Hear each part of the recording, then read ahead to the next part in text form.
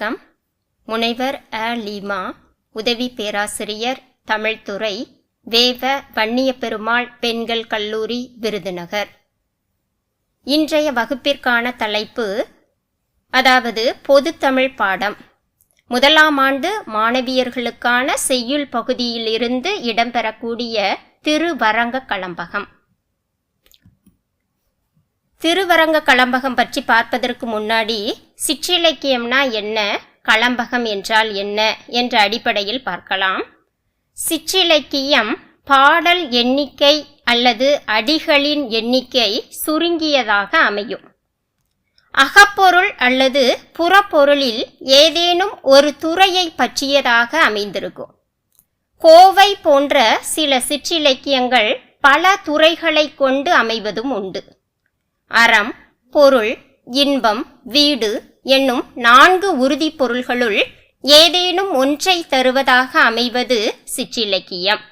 இந்த சிற்றிலக்கியம் 96 வகையாக சொல்றாங்க. அதுல குறவஞ்சி, பள்ளு, உலா, கோவை, பிள்ளைத்தமிழ், களம்பகம் என்ற அடிப்படையிலும் அமைந்திருக்கும். இதில் களம்பகம் அப்படின்னா என்னன்னு பார்க்கலாம். களம்பகம் என்பது களம் கூட்டல் அகம் என பகுத்து, களம் என்பது 12 என்றும் பகம் என்று பாதியாகிய 6 என்றும், இரண்டும் கூட்டினால் 18 உறுப்புகள் என்றும் ஆக 18 உறுப்புகளை கொண்டது களம்பகம் என்று கூறப்படுகின்றது. இதுல திருவரங்க களம்பகம் இந்த நூலை யார் எழுதினாங்க அப்படின்னு சொல்லி பார்த்தோம்னா, பிள்ளை பெருமாள் ஐயங்கார் அவர் தான் இந்த நூலை எழுதியிருக்கிறாரு. இவரை அழகிய மணவாளதாசர் என்றும் அழைக்கிறாங்க. பாட்டுடை தலைவன் யாரு அப்படின்னா, ஸ்ரீரங்கத்தில் உறையும் ரங்கநாதர். இதனுடைய பாடல் வகை களம்பகம் அப்படிங்கிறது பல்வேறு வகையான பாடு பொருள்களை கொண்ட 100 பாடல்களாக அமைவது. களம்பக உறுப்புகளாக அம்மானை, ஊசல், மரம், குரம் என்ற அடிப்படையில் குறிப்பிடலாம். திருவரங்க களம்பகத்தில் மரம் என்ற அடிப்படையில் பாடல் இடம்பெறுகின்றது. பேச வந்த தூத செல் அரித்த ஓலை செல்லுமோ, பெருவரங்கள் அருளரங்கர் பின்னை கேழ்வர் தாளிலை, பாசம் வைத்த மறவர் பெண்ணை நேசம் வைத்து முன்னமே, பட்ட மன்னர் பட்டது எங்கள் பதிப்புகுந்து பாரடா, வாசலுக்கு இடும் படல் கவித்து வந்த கவிகை மா, மகுட கோடி திணை அளக்க வைத்த காலும் நாளியும், வீசு சாமரம் குடில் தொடுத்த கற்றை சுற்றிலும், வேலி இட்டது அவர்கள் இட்ட வில்லும் வாளும் வேலுமே என்று பாடியிருக்கின்றார். இதனுடைய பொருள் என்ன அப்படின்னு பார்த்தோம்னா, அதாவது மறவர் குலத்தில் இருக்கக்கூடிய பெண்ணை பெண் கேட்டு ஒரு அரசன் தூதுவனை அனுப்புகின்றான்.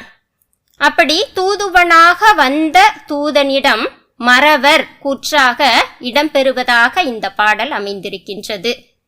அதாவது செல்லினால் அரிக்கப்பட்ட ஓலையை கொண்டு வந்த தூதுவனை பார்த்து மறவன் கூறுகின்றான், எங்கள் பெண்ணை மனம் பேச வந்திருக்கிற நீ நான் சொல்றதை கேட்டுக்கொள் என்று கூறுவதாக என்ன சொல்றாரு அப்படின்னா, இதற்கு முன்னால பட்டம் தரித்திருக்கக்கூடிய பல நாட்டு அரசர்களும் எங்கள் பெண்ணை கேட்டு இங்க வந்திருக்கிறாங்க.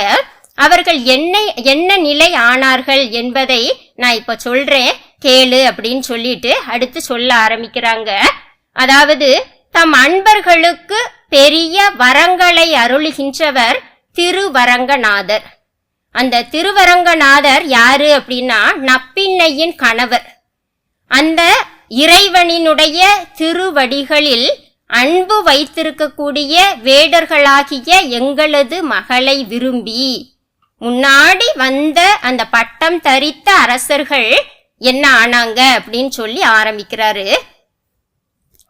அப்படி பெண் கேட்டு வரும்போது அவர்களை நாங்க என்ன பண்ணணும் அப்படின்னா, தோற்று ஓடும் போது அவர்களுடைய வெண் கொற்ற கொடைகள் எல்லாத்தையும் போட்டுட்டு போயிட்டாங்க. அப்படி போட்டுட்டு போன அந்த வெண்கொற்ற குடைய எங்களுடைய வீட்டிற்கு மூடும் கதவுகளாக நாங்க பயன்படுத்துகிறோம் அப்படின்னு சொல்றாங்க.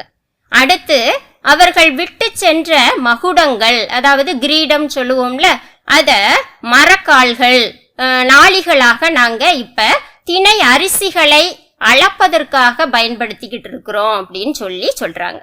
அடுத்து சாமரங்களை விட்டுட்டு போன அந்த மன்னர்களுடைய சாமரங்களை நாங்க எங்களுடைய குடிசைக்கு கற்றைகளாக பயன்படுத்துறோம் அப்படின்னு சொல்றாங்க.